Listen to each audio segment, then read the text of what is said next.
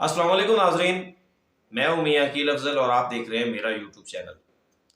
नाजरीन, आज के इस व्लॉग के अंदर दो बड़ी खबरें आपके साथ शेयर करूंगा। सबसे पहली बड़ी खबर यह है कि इमरान खान को अपनी गलती का एहसास हो गया है और इस हवाले से उन्होंने हदायत भी जारी कर दी हैं।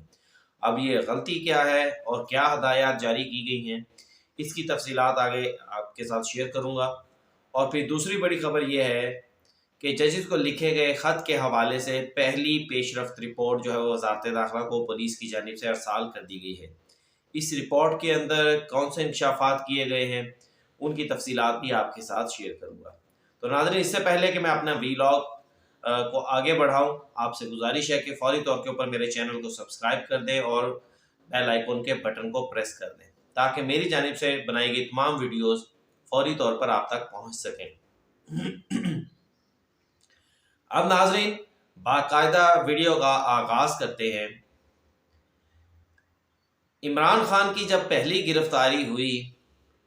तो उसके बाद 9 मई के वाकया पेश आ गया। कारकुनान ने GHQ हाउस, आर्मी के जो हसास इदारे थे दीगर, जिसमें ISI दफातर थे, कोर कमांडर हाउस था पेशावर का, गुजरावाला के फौजी अफसरान के घर हाउस थे, दीगर जो कैंट थे, वहाँ पर हमले कर दिए पाकिस्तान तहरीक इंसाफ के कारकुनान ने।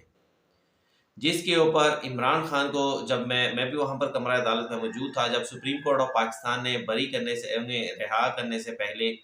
जस्टिस उमर अता बंदयाल ने तलब किया, उनसे कहा कि आप इन वाक़यात की मज़म्मत करें, तो इमरान खान ने मज़म्मत के अल्फाज इस्तेमाल नहीं किए, बल्कि इमरान खान ने कहा मैं तो कहता हूँ कि अगर ऐसा होगा तो फिर ऐसा रिएक्शन भी होगा। यानी इमरान खान इस वाक़े के ऊपर डटे रहे। फिर बिलाखिर नाजरीन,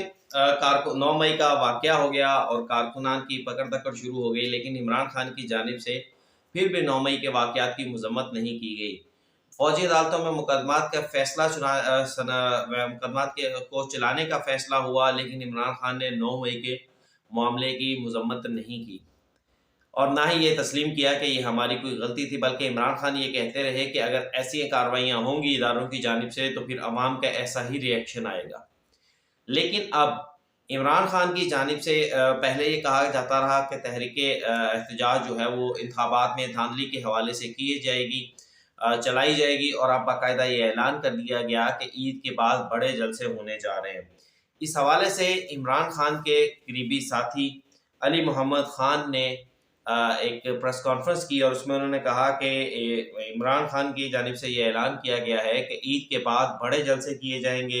एक हुकूमत अमली बना ली गई है, किसी हसास मुकाम के करीब जलसे ना करने का फैसला किया गया है और इमरान खान ने इस हवाले से कारकुनान को हदायत जारी कर दी हैं। यानी इमरान खान की जानिब से ये कह दिया गया है कि इमरान के कारकुनान एहतजाज ज़रूर करें, बड़े एहतजाज करें, लेकिन किसी भी हसास मुकाम के करीब ना जाएं। यही वो गलती थी जिसका एहसास अगर इमरान खान को पहले हो जाता तो शायद मामलात इतने ख़राब ना होते। लेकिन इमरान खान भी डटे रहे, दूसरी तरफ जो रियासत थी वो भी अपने मामलात में डटी रही और उनकी जानिब से बार बार ये ऐलान ये कहा जाता रहा कि 9 मई के वाक़यात, 9 मई के ऊपर कोई नरमी नहीं की जाएगी। अब बाकायदा इमरान खान ने इस हवाले से हदायत जारी कर दी हैं और इसके साथ साथ मैं आपको ये भी बताना चलूँ कि अली मोहम्मद खान ने मज़ीद कहा कि बड़े जलसों का बड़ा प्रेशर होता है, कोशिश की जाएगी कि प्रेस क्लब, पब्लिक प्लेस पर एहतजाज जो है वो किया जाए ताकि मामला जो है वो हसास इदारों की तरफ से दोबारा ना जाएँ और फिर कारकुनान जो हैं वो किसी भी हसास जगह के ऊपर इकट्ठे भी ना हों, किसी भी हसास जगह के करीब इकट्ठे भी ना हों, ताकि 9 मई जैसा वाक़या दोबारा ना हो सके। ये एक बहुत बड़ा एहसास है इमरान खान को, अगर गलती का उनको एहसास हो गया कि 9 मई को कारकुनान को हसास तनसीबात, फ़ौजी इदारों और ISI के दफ़ातर, इन जगहों पर नहीं जाना चाहिए था। बहरहाल देखते हैं इसके नताइज क्या निकलते हैं। पाकिस्तान तहरीक इंसाफ की जानिब से कहा यही जा रहा है कि जनाब वो बड़े जलसे करने जा रही है, ईद के बाद बड़े जलसे किए जाएंगे ताकि हुकूमत के ऊपर प्रेशर जो है वो बनाया जा सके और ये जो इंतखाबात में इनका जो मौक़िफ़ है कि धांधली कर दी गई है, उस धांधली के खिलाफ जो है एहतजाज को बाकायदा अमली शक्ल दी जा सके। इससे पहले पाकिस्तान तहरीक इंसाफ ने कोशिश की है रमज़ान से पहले कि जनाब एहतजाज जो है उसकी कॉल दी जाए, लेकिन कोई बहुत बड़ा इज्तिमा पाकिस्तान तहरीक इंसाफ नहीं कर सकी, जिसके बाद पाकिस्तान तहरीक इंसाफ ने इंतखाबात के बाद ये भी कोशिश की कि जो दीगर सियासी जमातें हैं, जिसमें मौलाना फजलुर रहमान हैं और जो दीगर ऐसे लोग थे जिनके खिलाफ पाकिस्तान तहरीक इंसाफ और इमरान खान पहले खड़े रहे हैं, लेकिन अब उन लोगों से भी राब्ते कर लिए गए हैं ताकि पाकिस्तान तहरीक इंसाफ अपने एहतजाज को अमली शक्ल जो है वो दे सके। दूसरी जानिब नाज़रीन, एक खबर ये भी आई है कि पाकिस्तान तहरीक इंसाफ ने एक तरफ जहाँ पर इसको दोहरा मेयार कहा जा रहा है कि पाकिस्तान तहरीक इंसाफ ने एक तरफ तो उनकी जानिब से ये नारे लगाए जाते हैं कि ये जाली असम्बली है, जाली मैंडेट है, ये फॉर्म 47 की असम्बली है, फॉर्म 47 की हुकूमत है,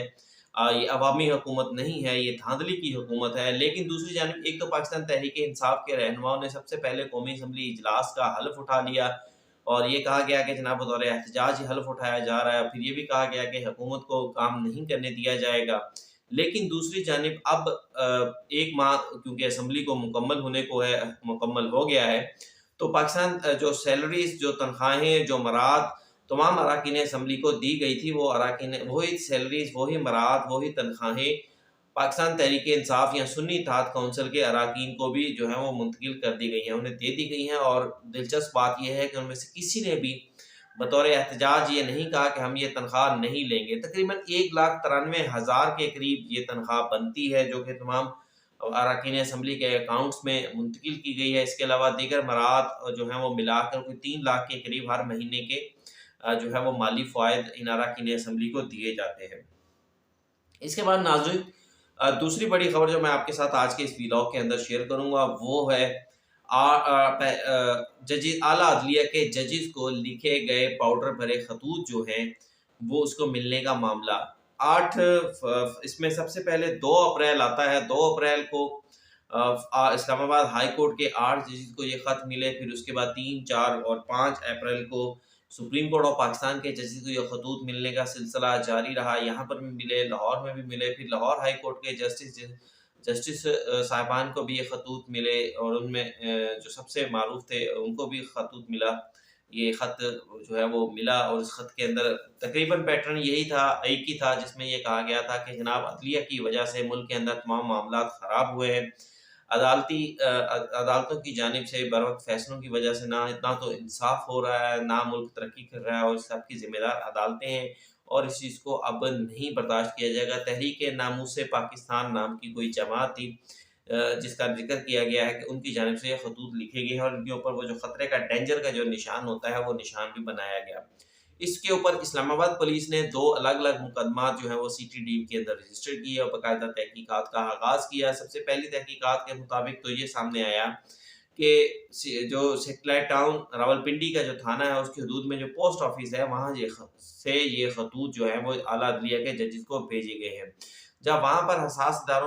इदारों ने तहकीकात का आगाज़ किया तो मालूम हुआ कि जनाब वहाँ के जो सीसीटीवी कैमरे हैं वही ख़राब थे, वहाँ से कोई भी फुटेज जो है वो हासिल नहीं की जा सकी। उसके बाद जो रिपोर्ट अब वज़ारत दाखिला को पहली इब्तिदाई रिपोर्ट भिजवा दी गई है और इस इब्तिदाई रिपोर्ट के अंदर कहा गया है कि जनाब खतूत के अंदर जो मिलने वाला पाउडर था वो आर्सेनिक पाउडर था, जो कि इतनी बड़ी मिकदार में नहीं था कि उसके से कोई जहरीली अमल जो है वो वक़ूअ पज़ीर हो सके। और ये आर्सेनिक पाउडर जो है ये नाज़रीन मुख्तलिफ अंसार की दुकानों से, क्योंकि बहुत सारे मकासद के लिए इस्तेमाल होता है, तो मुख्तलिफ अंसार की दुकानों से मिल जाता है। लेकिन इसके लिए अब बाकायदा तहकीकात का आगाज़ कर दिया गया है। शहर भर की जिन जो दुकानें थीं पिंसार की, वहाँ जहाँ-जहाँ से ये आर्सेनिक पाउडर मिल सकता था, वहाँ से मालूमात ली जा रही हैं, वहाँ से लोगों के कवायद जो हैं वो इकट्ठे किए जा रहे हैं, वहाँ से फुटेजेस, वीडियोज़ जो है वो कलेक्ट की जा रही हैं अगर दुकानों के ऊपर कैमरे लगे हैं, ताकि इन मुल्ज़मान को ट्रेस आउट किया जा सके। फिर रावलपिंडी, इस्लामाबाद में 2 टीमें तश्कील दे दी गई हैं इस रिपोर्ट के मुताबिक और ये 2 टीमें अलग-अलग जगहों के ऊपर अलग-अलग इश्यूज़, रावलपिंडी और इस्लामाबाद में अलग-अलग तहकीकात कर रही हैं। खतूत के हवाले से खतूत के ऊपर जो नाम लिखे गए थे उन नामों की तस्दीक के लिए नादरा जो है वो उसको शामिल कर लिया गया है ताकि खतूत के ऊपर जो तहरीर और जो नाम लिखे गए हैं उनकी पहचान हो सके अगर कोई इस हवाले से कोई पेशरफ्त होती है। दूसरी जानिब जो खतूत के ऊपर जो तहरीर लिखी गई थी उस तहरीर, क्योंकि वो कंप्यूटर से प्रिंट किया गया था, तो उस हवाले से भी माहिरीन से राब्ता कर लिया गया है ताकि एक्सपर्ट्स जो हैं वो अपनी राय दे सकें इस तहरीर के हवाले से, उसका फ़ॉन्ट और जो दीगर चीज़ें हैं उस हवाले से बताई जा सकें। और फिर ये भी इस रिपोर्ट के अंदर कहा गया है कि इस्लामाबाद हाई कोर्ट हो या सुप्रीम कोर्ट ऑफ पाकिस्तान हो, उनको इस मुकदमे के अंदर जो भी तहकीकात हो रही हैं, उन्हें रोज़ाना की बुनियाद के ऊपर पेशरफ्त रिपोर्ट पेश की जा रही है, ताकि ये ना तासुस जाए कि जनाब ये जो मामला है ये ठंडा पड़ गया है और इस मामले के अंदर तहकीकात नहीं हो रही। अब नाज़रीन, ये थी आज तक की खबरें, अहम खबरें, जो खबरें मैंने आपके साथ शेयर की, कैसी लगी ज़रूर बताइएगा। चैनल को लाइक कीजिएगा, सब्सक्राइब कीजिएगा और शेयर करना बिल्कुल मत भूलिएगा। अब आगे ईद आ रही है, ईद के ऊपर ज़रा खबरों का बहाव ज़रा कम होता है, सियासी एक्टिविटीज़ कम होती हैं, तो लेकिन फिर भी जो मालूमात, जो खबरें, जो ब्रेकिंग्स मुझ तक पहुँचेंगी, वो मैं कोशिश करूँगा कि आप तक ज़रूर पहुँचाऊँ। इजाज़त दीजिए, अल्लाह हाफ़िज़।